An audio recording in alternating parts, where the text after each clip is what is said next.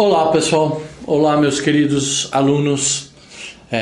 Não estou lhes vendo, então não posso ser falso e dizer que bom revê-los, né?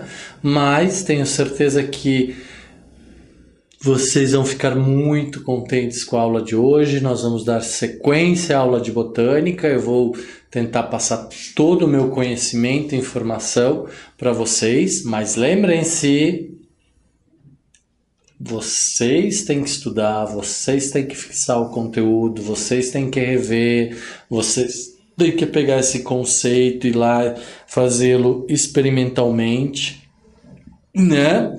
Vivenciar aula experimental, aula de campo, né? Isso é fácil. Pegar um alimento, pegar uma semente, pegar uma batata, pegar uma mandioca, né? Pegar uma melancia, pegar uma fruta, né?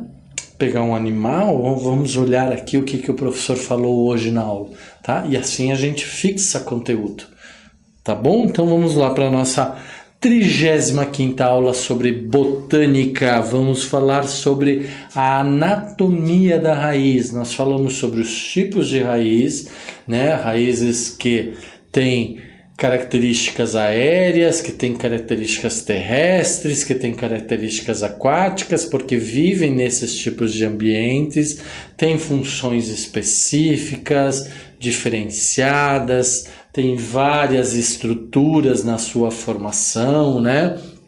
Zona da coifa, zona lisa, zona pilífera, zona suberosa, né? Tem o colo da planta, que divide a raiz com o tronco, ou seja, nós temos aí várias condições ou situações que determinam uma planta ou que determinam um tipo de raiz. E hoje nós vamos olhar dentro da raiz, vamos olhar a anatomia da raiz, como é que as células da raiz são formadas ou são feitas ou têm forma, como é que são os tecidos das raízes, tá bom? Então vamos lá. Uma raiz de dicotiledônia, lembram o que são dicotiledôneas?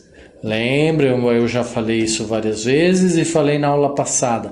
Dicotiledônia é uma planta que quando germina o seu embrião, do seu embrião saem 2 cotilédones, que são as folhas embrionárias, né?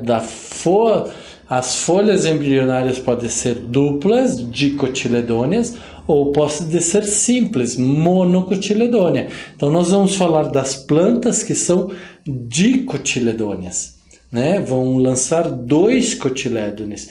E uma coisa bem interessante e que é o que eu tenho chamado a atenção para vocês, que na biologia todos os conhecimentos se somam, não se excluem.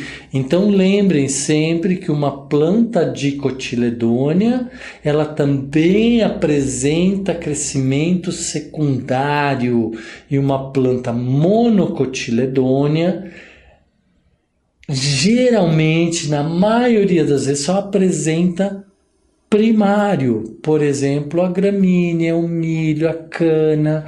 Então elas não engrossam que nem uma árvore, né? Que nem uma araucária, que nem um pinheiro, que nem uma canela, né? Que nem um angico, né? Que nem uma castanheira.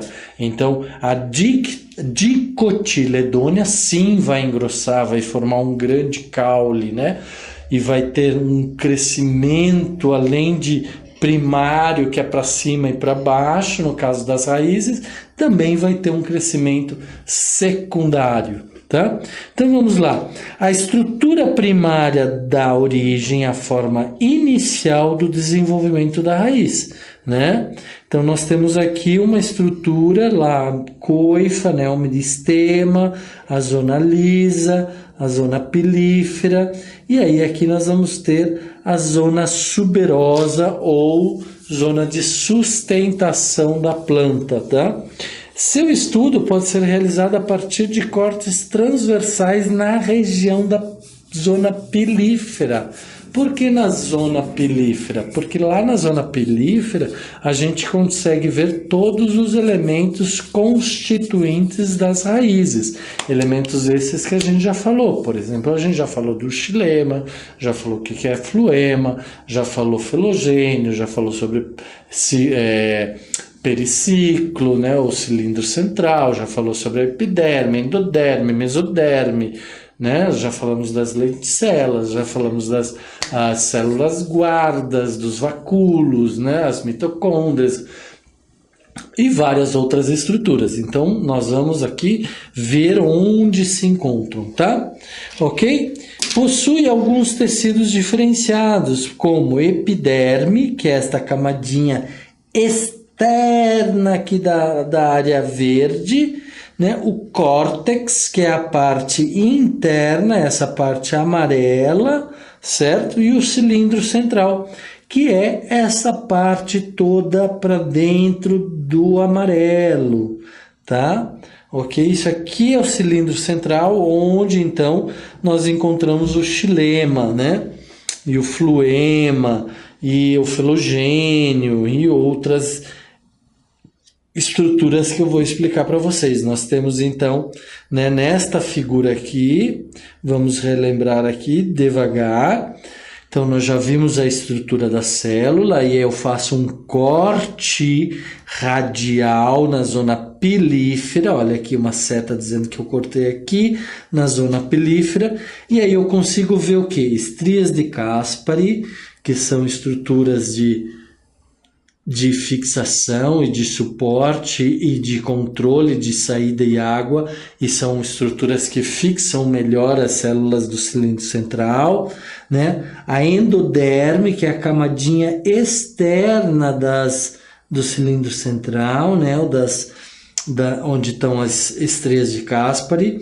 O periciclo, que é esse amarelo, que é o cilindro central, né? O pelo radicular, porque se nós estamos numa região pilífera, então nós temos o pelo radical. Observem que o pelo radical está aqui, na epiderme, ele não está entrando no córtex, ele permanece aqui, né? Tá?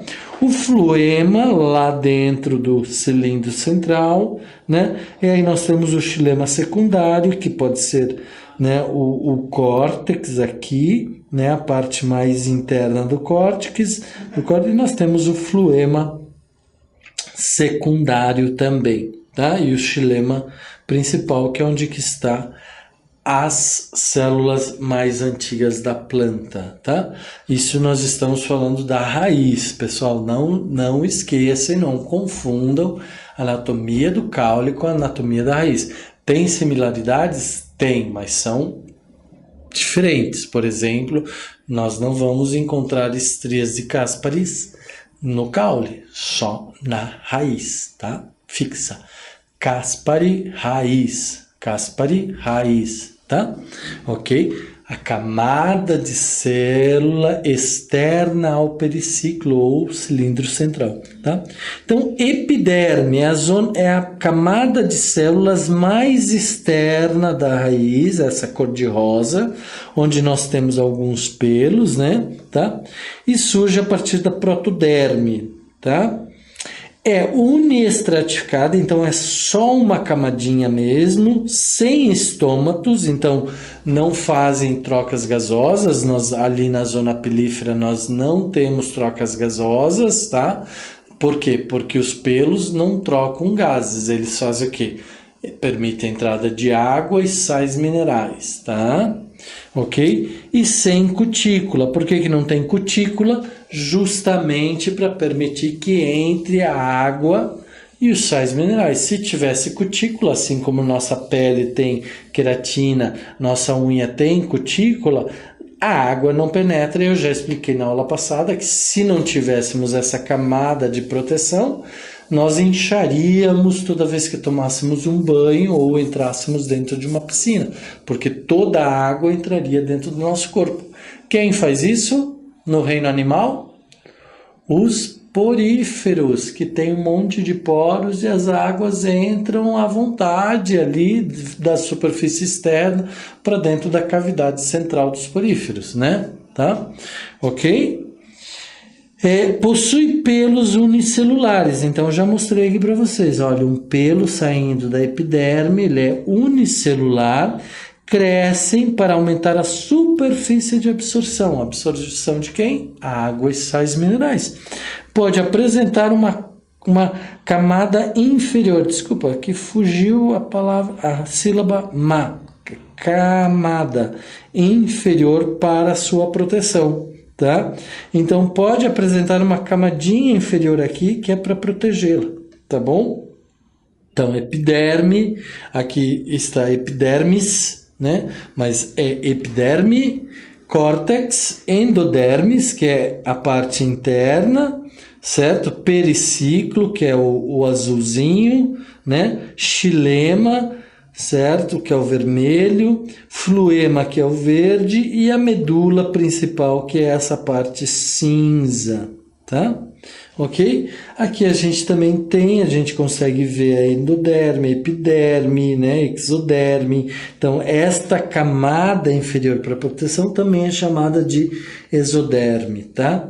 Ok? Nós temos aqui, então, as estrias de Caspary ou fita de Caspary, né? Tá? Que fazem a união desta camada amarela protetora do cilindro central.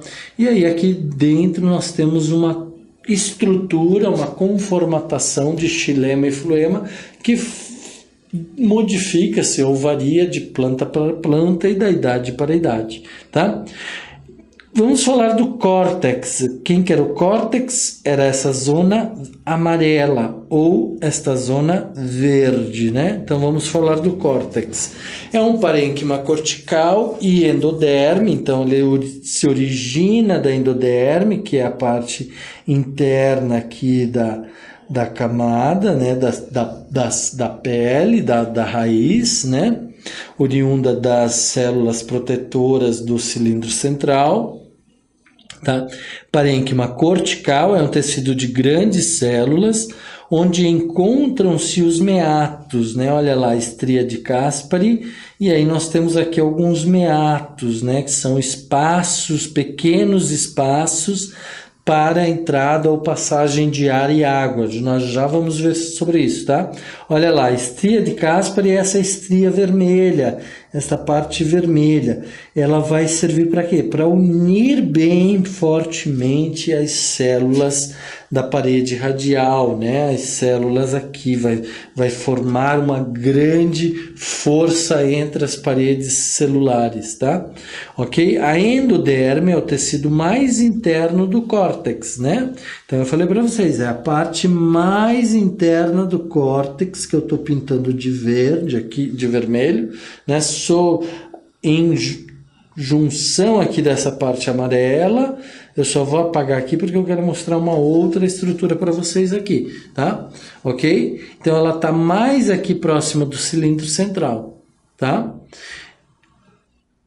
É unicelular, bem unida entre si, onde encontra-se as estrias de Caspary, tá? Então, perfeito, a endoderme estão lá as estrias de Caspary estão na endoderme, né? A camada amarela que eu mostrei para vocês aqui, tá? Certo? É a última camada de células do córtex, né? Constituída de suberina, envolvendo algumas faces das células para impedir a passagem de águas e outras substâncias, permitindo haver seleção do material absorvido até o cilindro central. Então, esses materiais que são absorvidos pelos pelos, águas e sais minerais, algumas vezes podem ser que a quantidade deles ou a composição química deles, né, sejam nocivas à planta, sejam tóxicas às plantas, né? Então, aqui nas estrias de Caspary da endoderme, né, haverá um processo de seleção que vai permitir ou não a entrada de água e sais minerais, né? E nós estamos vendo essa área verde aqui, mais clara, né? Que são os meatos, né? Por onde, então, existe uma passagem maior de água e sais minerais, tá? Mas é importante entender isto, né? O córtex tem a epiderme para o lado de fora, a endoderme para o lado de dentro. Na endoderme nós temos as estrias de Caspary, tá?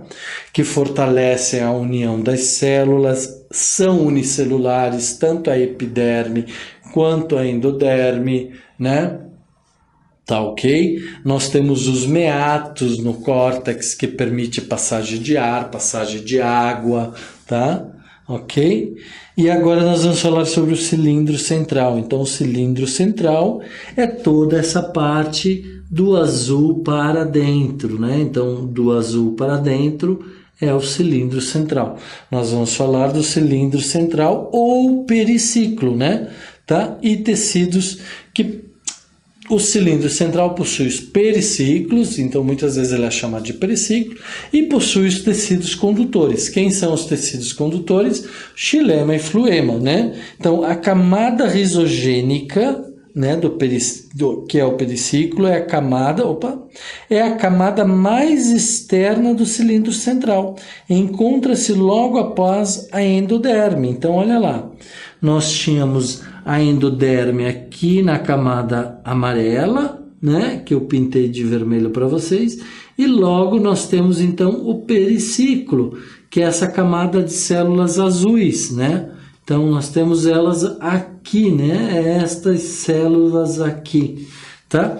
Que é a camada rizogênica, tá? Então possui células parenquimáticas de onde se formam as raízes laterais. Opa, não confundam raízes laterais com pelos da zona pilífera. Os pelos são lá na epiderme, na camada mais externa de células, são unicelulares e não entram para dentro da planta. Agora, daqui do periciclo, daqui do cilindro central, né, onde temos células parenquimáticas, surgem as raízes laterais. Quem são as raízes laterais? Olha lá, vamos diferenciá-las, né? Vamos ver se nós temos aqui. Nesse slide, não tenho, desculpa. Mas lembrem que na planta nós tínhamos, então, um pivô central, né, um pivô, por isso ela era pivotante, a coifa, a zona lisa, a zona pilífera, e esses pelos cresciam-se, desenvolviam-se a partir da epiderme, e depois aqui nós tínhamos a zona suberosa, né, com as suas raízes secundárias, que tem como função a sustentação da planta. Então, estas raízes secundárias, elas surgem lá de dentro do cilindro central. Então, tá aí a diferença. Raízes secundárias surgem lá de dentro do cilindro central. Pelos surgem da epiderme, tá? Tecidos lá no cilindro central nós temos então os tecidos condutores, xilema e fluema primários. Estão dispostos alternadamente em forma radial, dependendo da planta, né? Mas dependendo da planta, cada planta tem em sua raiz, dentro do seu cilindro central, uma disposição diferenciada do fluema e do xilema.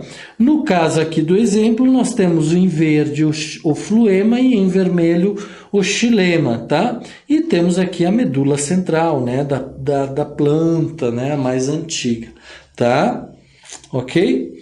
Estrutura secundária. Eu falei para vocês que plantas de cotiledôneas engrossam tanto a raiz, tanto o caule, quanto as raízes, né? Se nós tirarmos lá de dentro da terra uma raiz de um pinheiro, né? De uma árvore grande, de porte grande, que tenha um pivô central, nós vamos ver que ele engrossou bastante, certo? Que ele é muito grande, né? Então, ela apresenta crescimento secundário que é em espessura, né? Na região suberosa, principalmente, a mais antiga da raiz. Pode-se observar o córtex, que é aquela zona amarela ou zona verde ali que eu apresentei para vocês entre a epiderme e a endoderme, e o cilindro central com crescimento secundário, tá? Então o córtex e o cilindro central apresentam crescimento secundário, por isso nós vamos ter o floema secundário e o xilema secundário, tá?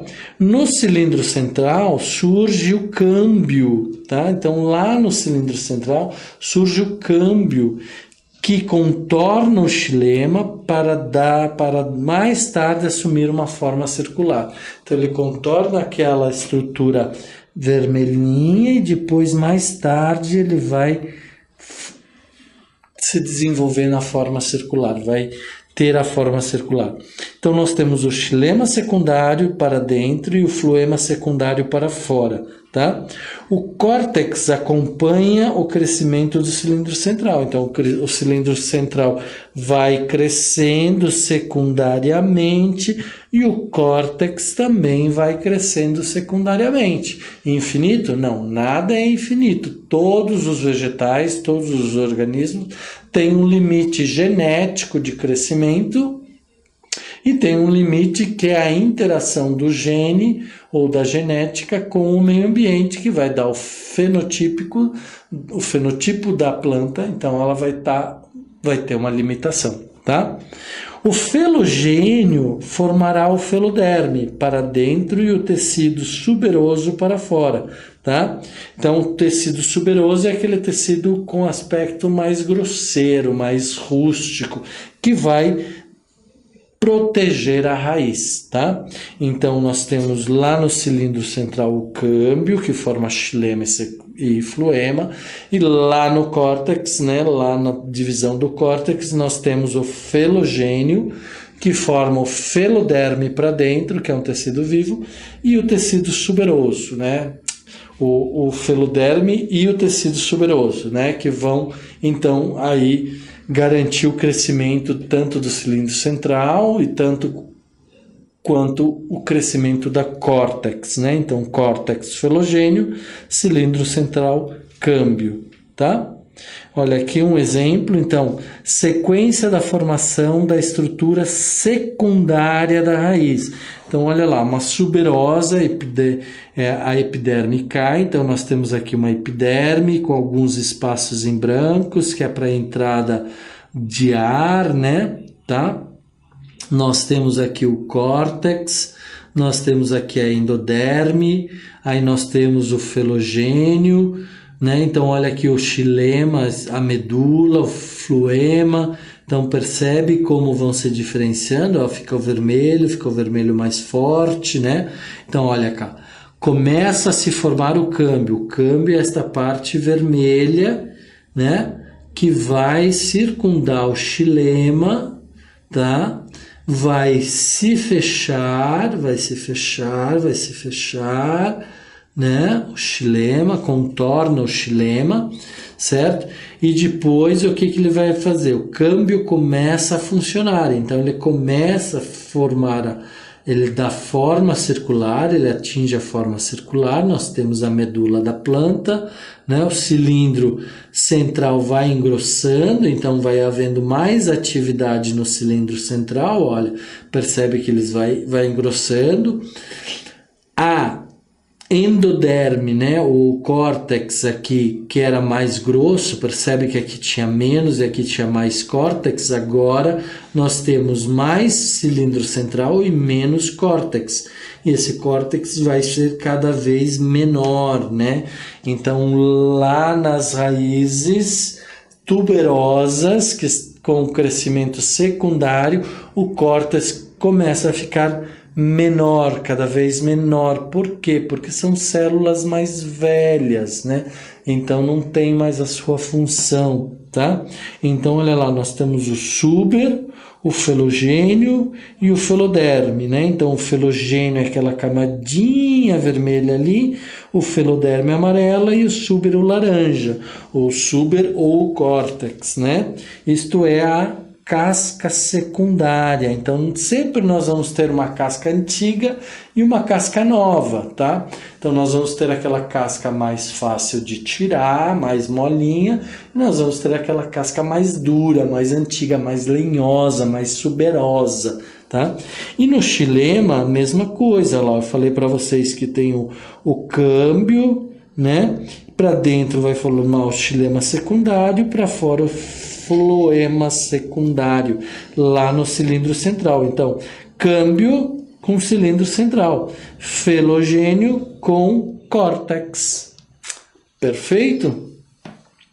Porém, nas monocotiledôneas isso é diferente. As monocotiledôneas, eu já falei para vocês, não tem crescimento secundário, ou seja, não tem engrossamento. Vocês arrancam um capim do mato, vocês arrancam um capim da terra, vocês arrancam uma gramínea, vocês arrancam o milho, vocês arrancam o trigo, vocês vão encontrar o quê? Umas raízes finas, sem crescimento secundário. Não tem crescimento secundário, porque a monocotiledônea não tem crescimento secundário, só primário, tá? Então, é isso que nós temos que fixar bem, sem crescimento secundário. Mantém a mesma estrutura interna a vida inteira, então não vai modificar. No crescimento secundário, vocês viram a grande mudança. Aqui tinha muito córtex, né? Muito córtex. E aqui tem pouco córtex, né? Aqui tinha pouco cilindro central